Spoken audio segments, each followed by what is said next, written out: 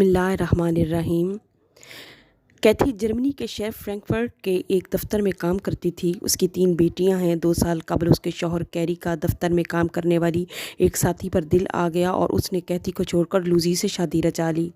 कैथी पर दोहरी जिम्मेदारी आन पड़ी। वो बेचारी सुबह अपनी बच्चियों को नाश्ता करा के स्कूल छोड़ती और वहाँ से दफ्तर आ जाती।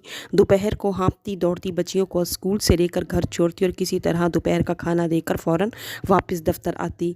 शाम को थकी हारी घर जाती तो बच्चियाँ माँ के इंतज़ार में दरवाज़ा देख रही होती। घर जाकर उसे घर के अंदर और बाहर के सारे काम अकेले करना होते। 1 साल बाद कैरी वापस आकर शौहर की हैसियत से दोबारा रहने लगा।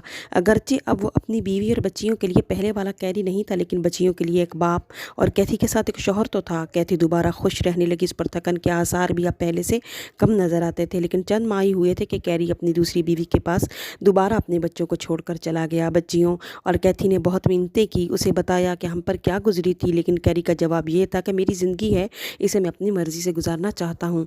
उसके बाद कैथी की ज़िंदगी इसी तरह वैरान और परेशान गुजर रही है।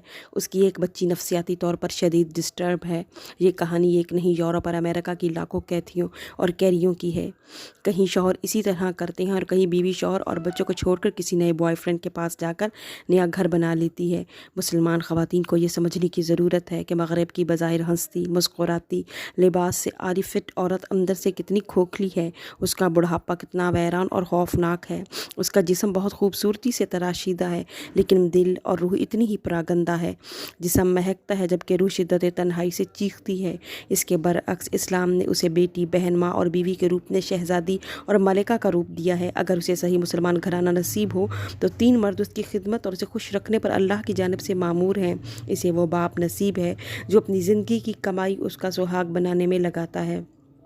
जब वो बच्ची होती है उसी वक्त से उसके मुस्तकबिल के लिए फ़िक्रमंद रहता है। उसे वो शौहर नसीब है जो खून पसीने की कमाई करके उसे घर में मलिका बना कर रखता है और वो बेपरवाही से इस पैसे को अपने और अपने बच्चों की तज़ीन व आराइश पर खर्च करती है।